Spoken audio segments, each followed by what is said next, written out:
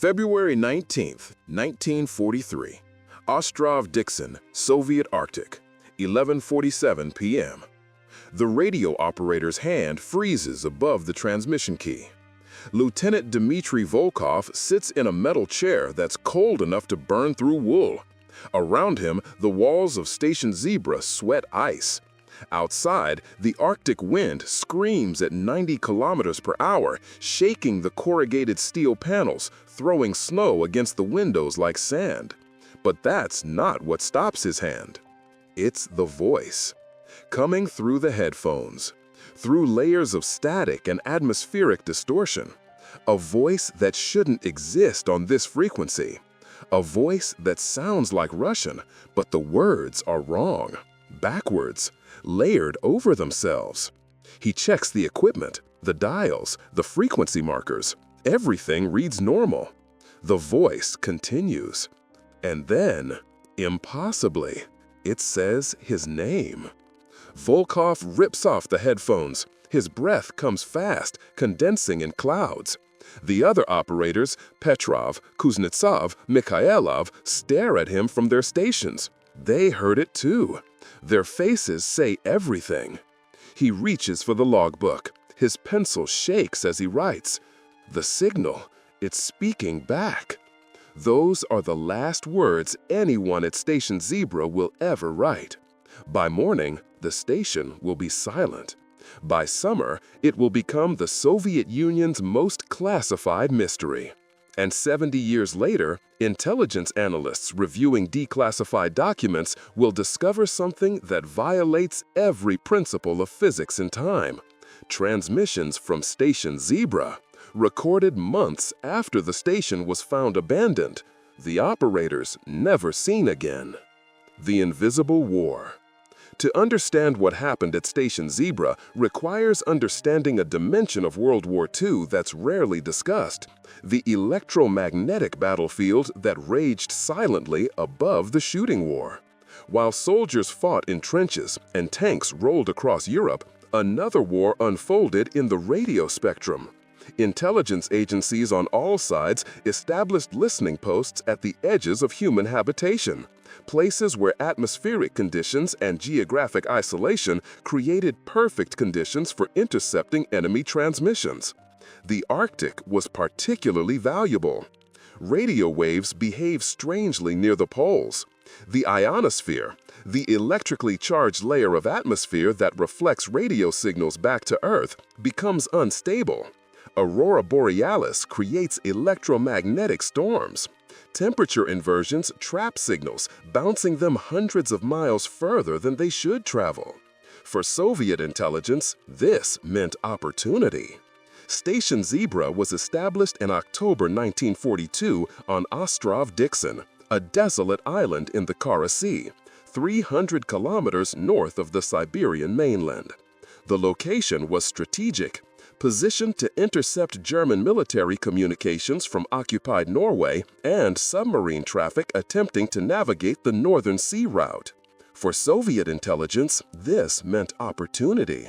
Station Zebra was established in October 1942 on Ostrov-Dixon, a desolate island in the Kara Sea, 300 kilometers north of the Siberian mainland. The location was strategic, positioned to intercept German military communications from occupied Norway and submarine traffic attempting to navigate the Northern Sea route.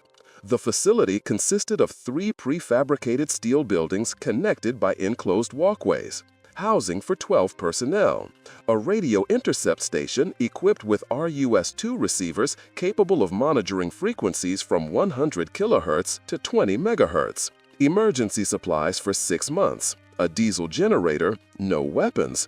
This wasn't a combat position. Just men, radios, and an endless winter night that lasted 4 months straight. The crew rotated every 90 days. Fresh operators flown in by Soviet Air Force transport when weather permitted. Sometimes weather didn't permit for weeks. The men who staffed Station Zebra were specialists, trained linguists who could identify German operators by their fist, the distinctive rhythm each operator produced when tapping Morse code. cryptographers who could recognize patterns in encrypted transmissions, patient men who could sit for 12-hour shifts wearing headphones, listening to static, waiting for intelligence that might save Soviet lives. It was tedious work, isolating work, the kind of assignment that tested sanity. But it wasn't supposed to be dangerous. The last rotation. The crew that arrived at Station Zebra on January 4, 1943, was experienced. Lieutenant Dmitry Volkov, 28, from Leningrad, 3 years in signals intelligence, married, 1 daughter. His personnel file noted exceptional auditory discrimination and high tolerance for solitary duty. Senior Sergeant Igor Petrov, 34, from Moscow, former railway telegrapher, spoke fluent German and Norwegian, known for his meticulous log keeping. Every transmission logged with frequency, time, and duration. Corporal Alexei Kuznetsov, 23, from Novosibirsk, mathematics prodigy recruited into cryptographic work, shy, intense, obsessed with patterns. Private Viktor Mikhailov, 21, from Murmansk, northern-born, accustomed to darkness and cold. His role was maintenance, keeping generators running, equipment functioning, the station alive. 4 others rotated through support duties: cook, medic, 2 general technicians. 8 men total, sealed in steel on an Arctic island. Their only connection to humanity, a radio link to the naval base at Dixon Village, 120 kilometers south. They were scheduled to rotate out on April 10th. They never made that rotation. The last confirmed transmission from Station Zebra came on February 18, 1943. A routine intelligence report listing intercepted German frequencies and signal strengths. Nothing unusual. Standard protocol. Then, silence. For 4 days, silence. On February 23rd, the naval base at Dixon Village attempted contact. No response. They tried multiple frequencies, multiple times of day. The station's backup radio should have activated automatically if the primary failed. Nothing. Weather made aerial reconnaissance impossible. Blizzards had closed the entire region. But by March 12, conditions improved enough for a supply flight. The pilot was instructed to overfly Station Zebra and assess the situation. What he reported made no sense. The station appeared intact. Lights on in the main building. No visible damage. The diesel generator's exhaust stack showed heat distortion, indicating it was running. But no one responded to his radio calls. No one emerged when he circled low, waggling his wings, the emergency signal. The station was operating, but no one was home. The rescue mission. A ground team was assembled. 6 men, led by Captain Boris Sokolov, a veteran Arctic survival specialist. They flew to Dixon Village, then traveled by ski-equipped truck across the sea ice to Ostrov-Dixon, a journey of 14 hours through white darkness. They arrived on March 16, 1943. Sokolov's official report, declassified in 1991, describes what they found. Station Zebra presented externally as operational. All buildings intact. No signs of attack, fire, or structural damage. Entry door to main building was closed but unlocked. Unusual, as protocol requires locking in severe weather to prevent door being blown open. Interior temperature -5 Celsius. Generator running but fuel supply critically low. Estimated 48 hours remaining. All electrical systems functional. Lights operational. Radio equipment powered and humming on standby mode. Personal effects present: coats, boots, personal items, and sleeping quarters. Food stores untouched. No signs of meal preparation interrupted. No plate set, no food left out. Beds made with military precision.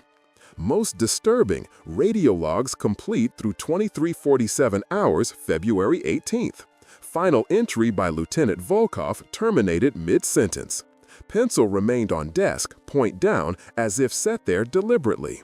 No signs of distress in handwriting. Entry reads, "The signal, it's speaking back." No blood, no bodies. No indication of struggle or violence. 8 men had simply ceased to exist between the last log entry and our arrival, 27 days. Outside the station, no footprints in any direction. Fresh snow from recent storms, yes, but we found sheltered areas where tracks should have remained visible for weeks. Nothing. These men did not walk away from this station. Temperature outside at time of disappearance, estimated -42 Celsius. Survival time without proper clothing, under 10 minutes.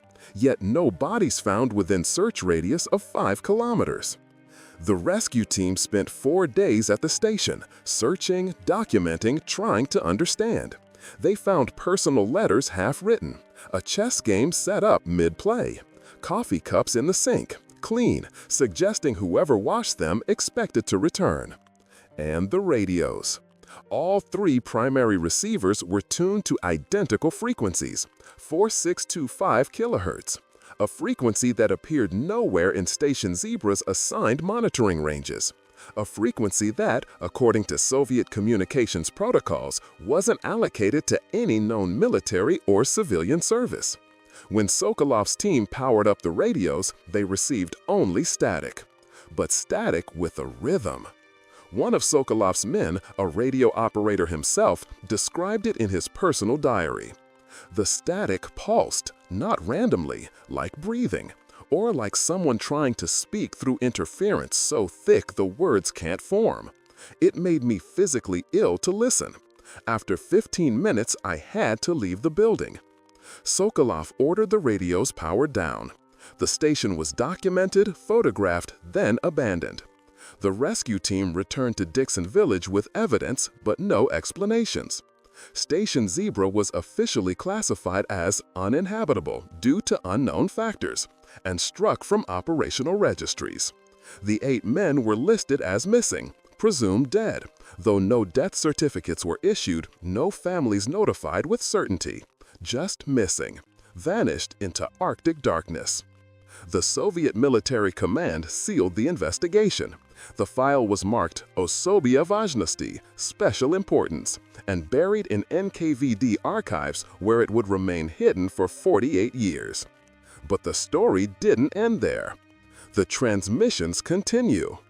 In May 1943, 2 months after Station Zebra was abandoned, radio operators at Dixon Village Naval Base began reporting anomalous signals. Transmissions on 4625 kHz, the same frequency Station Zebra's radios had been tuned to when found. The signals were irregular, brief bursts lasting seconds, always in the dead of night between 2300 and 02 hours, always degraded by static so thick the content was unintelligible. But the signal characteristics matched Station Zebra's equipment signature, the specific electrical fingerprint created by their RUS-2 transmitter. This should have been impossible. Sokolov's team had disabled all transmission equipment before abandoning the station. The diesel fuel had run out. Without power, the radios couldn't function. Yet, the signals continued. Junior Lieutenant Marina Kostrova, a radio intercept operator at Dixon Village, kept an unofficial log of these transmissions. Her diary, preserved by her family and made available to researchers in 2003, documents 57 separate signal bursts between May and August 1943. She wrote, June 23rd, another signal from Zebra frequency, 2334 hours, duration 47 seconds.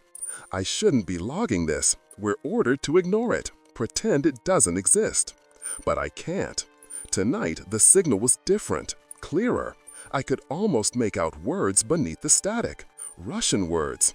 Sounded like help, or here, or maybe here. I'm not sleeping well.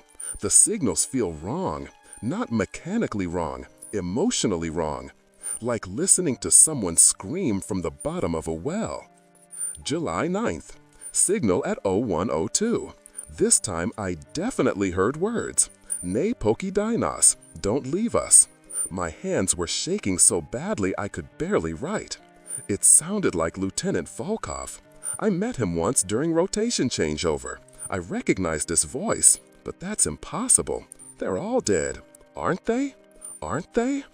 August 2nd, final signal, 23:59 hours exactly. Duration, 2 minutes, 18 seconds. Multiple voices overlapping, all saying the same phrase repeatedly. My slushum, we are listening. Then silence. Nothing since. I requested transfer today. Approved. I cannot stay here.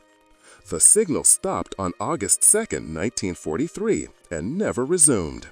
The Soviet military launched no investigation. The reports were filed, classified, and forgotten. Officially, the transmissions never happened. The science of impossible things. For 70 years, the Station Zebra incident remained buried in classified archives, known only to a handful of military historians and intelligence veterans who spoke of it in whispers. Then, in 2014, a Russian researcher named Dr. Yevgeny Podlazov gained access to declassified NKVD files as part of a historical documentation project. Among thousands of war documents, he found the Station Zebra file. Podlazov is a physicist specializing in atmospheric phenomena and radio wave propagation. He became obsessed with the case, not because he believed in supernatural explanations, but because the documented facts violated known physics. He traveled to Ostrov-Dixon in summer 2015. Station Zebra still stood, rusted, partially collapsed, but recognizable. The Soviet military never demolished it, never salvaged the equipment. They simply left it to die slowly in the Arctic. Podlazov and his team spent 3 weeks at the site, taking measurements, documenting the remains, searching for natural explanations. They found equipment still in place, corroding beyond function but identifiable. They found the remains of the logbook, pages frozen together but partially readable under laboratory analysis. They confirmed Sokolov's 1943 observations, no signs of violence, no evidence of fire or structural failure. But they also found something new: electromagnetic anomalies. Podlazov's equipment registered unusual readings in and around the station. Localized distortions in Earth's magnetic field, variations that shouldn't exist. The effects were subtle but measurable, concentrated in the radio room where the operators had worked. In his published paper, Electromagnetic Phenomena Associated with the Station Zebra Incident, 2017, Journal of Anomalous Physical Phenomenon, Podlazov proposed a hypothesis. The Arctic ionosphere exhibits extreme instability, particularly during geomagnetic storms associated with aurora borealis. Under specific conditions, temperature inversions, solar wind variations, localized magnetic field distortions, radio waves can be trapped in ionospheric ducts, propagating along magnetic field lines rather than dispersing normally. In rare cases, signals may be reflected back to their point of origin with extreme amplification and phase distortion, creating echo effects that mimic intelligence. The human brain, evolved to detect patterns and assign meaning to noise, may interpret these echoes as communication, particularly under conditions of isolation, stress, and sensory deprivation. However, this does not explain the reported content of transmissions received at Dixon Village after Station Zebra was abandoned and disabled. If those reports are accurate, and I must emphasize if, they suggest phenomena beyond current electromagnetic theory. Other scientists criticized Podlazov's work as speculation based on unreliable historical testimony. The Sotia-era documents couldn't be independently verified. Marina Kostrova's diary, while compelling, represented the subjective experiences of a single stressed individual working in wartime conditions. But Podlazov uncovered one additional piece of evidence that has never been satisfactorily explained: the recording. In 2016, while researching at the Russian State Archive, Podlazov discovered an aluminum disc, a transcription disc used in the 1940s to record radio transmissions for analysis. The disc's label, in faded Cyrillic, Dixon Village, May 17, 1943, 23:47 hours, frequency 4625 kHz. Station Zebra. The disc was in poor condition, covered with oxidation and scratches. Podlazov transported it to a specialist audio laboratory in Moscow, where engineers spent 6 months restoring and digitizing the recording. The audio was heavily degraded. 2 minutes and 31 seconds of content so damaged that 90% was unusable, just roaring static punctuated by pops and crackles. But at minute marker 137, for exactly 12 seconds, the static subsides. A voice emerges. Male, Russian, speaking rapidly, desperately. Repeating transmission. This is Station Zebra. We cannot. The frequency is. Something is wrong with Volkov. Can you hear? Not supposed to. Please respond. We are. Static consumes it again. Audio analysis confirmed the voice was consistent with 1940s-era Soviet military radio technique. Frequency characteristics matched RUS-2 transmission equipment. But the content is impossible to reconcile with any rational timeline. The recording was made May 17, 1943, 2 months after Station Zebra was found abandoned, all equipment disabled, fuel exhausted. The voice seems to be responding to someone named Volkov. Lieutenant Dmitry Volkov, the chief radio operator, the man who wrote the final log entry. But who was calling to him? Who was transmitting that the voice is answering? The recording has been analyzed by acoustic specialists, linguistic experts, and intelligence agencies. No consensus has been reached. Some maintain it's a hoax, a post-war fabrication created during the Cold War for psychological operations purposes. Others argue the audio is genuine but represents a transmission from a different unidentified station. Dr. Podlazov believes neither explanation. In an interview with Russian science journal Nauka Izhiz, he stated, "The simplest explanation is that something we don't understand occurred at Station Zebra, something related to electromagnetic phenomena in extreme environments. The men didn't vanish into thin air, that's fantasy. But they may have experienced something that affected their perception, their behavior, their ability to make rational decisions. And in that state, they may have left the station and died in conditions where their bodies were subsequently lost, buried in snow, fallen through ice, scattered by animals. The transmissions afterward? Possibly echoes. Radio waves trapped and reflected by atmospheric conditions. Possibly their final transmissions before leaving, somehow delayed in propagation. Or possibly something we lack the physics to explain. Not supernatural, but not yet understood." He paused, then added, "What disturbs me most isn't the disappearance. People disappear. That's tragedy, but it's explainable. What disturbs me most is the recording. Because that voice is responding to something. Someone is transmitting to Station Zebra. Someone who shouldn't be there. And I don't know who." The Signal Hunters. The Station Zebra story has entered the mythology of signal intelligence communities worldwide. Among radio operators, particularly those who work in Arctic conditions, it's become a legend, a cautionary tale about the dangers of isolation and obsession with signals that shouldn't exist. But some believe it's more than legend. A loose network of amateur radio enthusiasts, self-styled signal hunters, actively monitor 4625 kHz, the frequency Station Zebra was tuned to.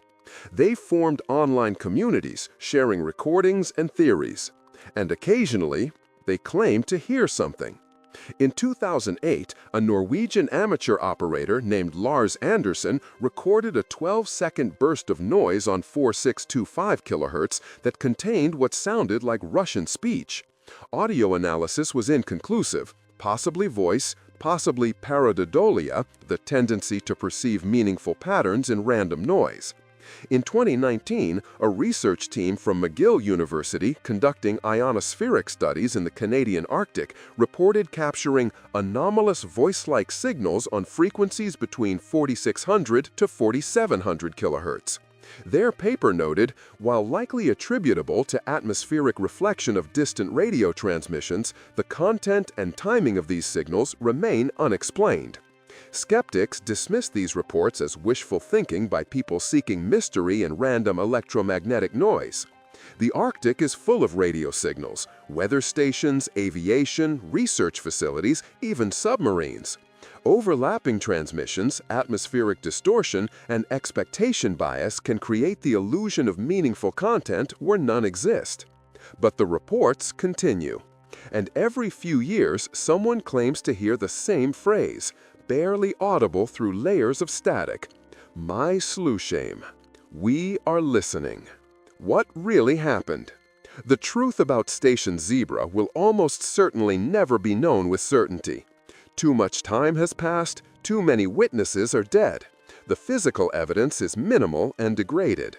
But patterns emerge from the documented facts that suggest possibilities. The psychological pressure on the Station Zebra crew was extreme. 4 months of polar night, temperatures that could kill in minutes, total isolation except for radio contact. The cognitive strain of 12-hour shifts listening to static, trying to extract meaning from noise. Sensory deprivation creates hallucinations. The human brain, desperate for stimulation, manufactures experience where none exists. In extreme isolation, these hallucinations become shared delusions. Groups of people perceiving and reinforcing the same false realities. Perhaps the signal speaking back was nothing more than the crew's collective breakdown. Men under unbearable psychological stress interpreting electromagnetic noise as communication. In that interpretation, they may have made a collective decision to leave the station, believing they were responding to orders or following the source of the voice they heard. 10 minutes in -42 Celsius without proper gear. That's all it would take. Bodies might never be found. The Arctic conceals its dead efficiently. Snow, ice, pressure ridges, polar bears, the grinding chaos of sea ice breaking and reforming. This explanation is rational, evidence-based, consistent with known psychology and Arctic conditions. But it doesn't explain the transmissions recorded after the station was abandoned. It doesn't explain the voice on the 1943 recording, responding to someone who wasn't there. It doesn't explain why, when Podlazov's team powered up the corroded remains of Station Zebra's radio equipment in 2015, just to test if any current could flow through the oxidized circuits, they claim to have heard, for approximately 4 seconds before the equipment failed permanently, a sound, not static, a voice, faint, distant, saying something that might have been Russian, or might have been nothing, or might have been 8 men still sitting at their stations, headphones on, listening to a frequency that exists outside time, waiting for someone to answer. February 19, 2023. Moscow, Russia. Radio Archive Restoration Lab. 80 years after Station Zebra fell silent, a team of audio historians completes the final analysis of all surviving recordings from the site.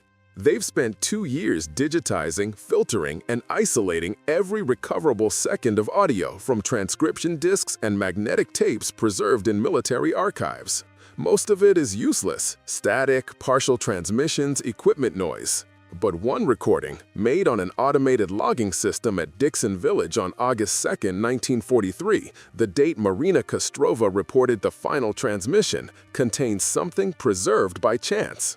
The audio engineer, a woman in her 30s who grew up never knowing the Soviet Union existed, who studies historical recordings purely for archival purposes, isolates the fragment.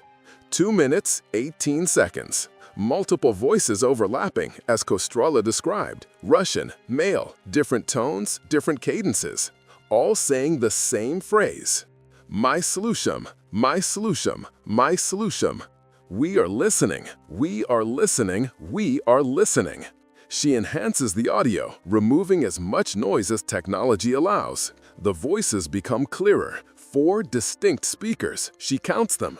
Then she notices something in the background, beneath the voices, almost subliminal, a rhythmic sound, like breathing or wind or static shaped into pulse.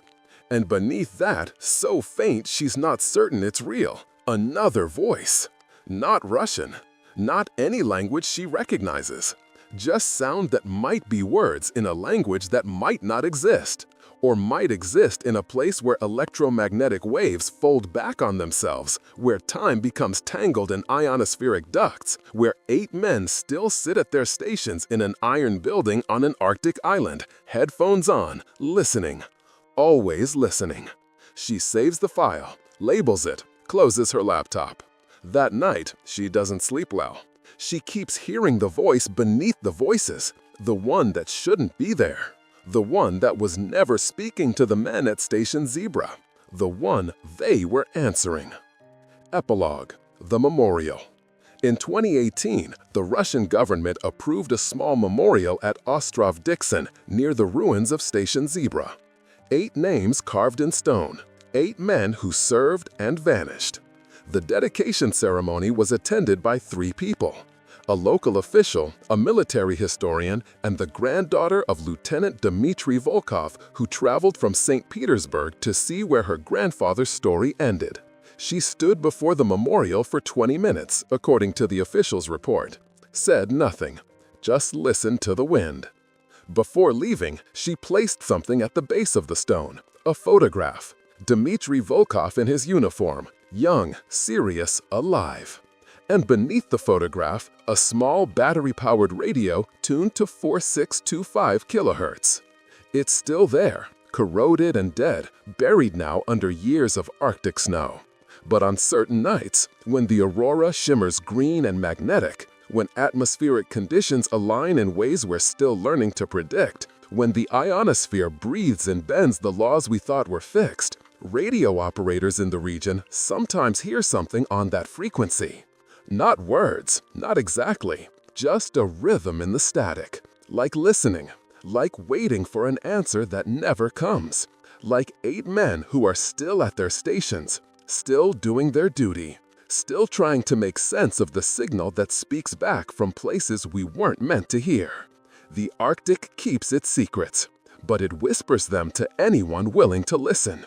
And if you listen carefully, if you tune to the right frequency at the right moment under the right stars, you might hear them too. The voices in the snow, calling through time. Still listening, always listening, waiting.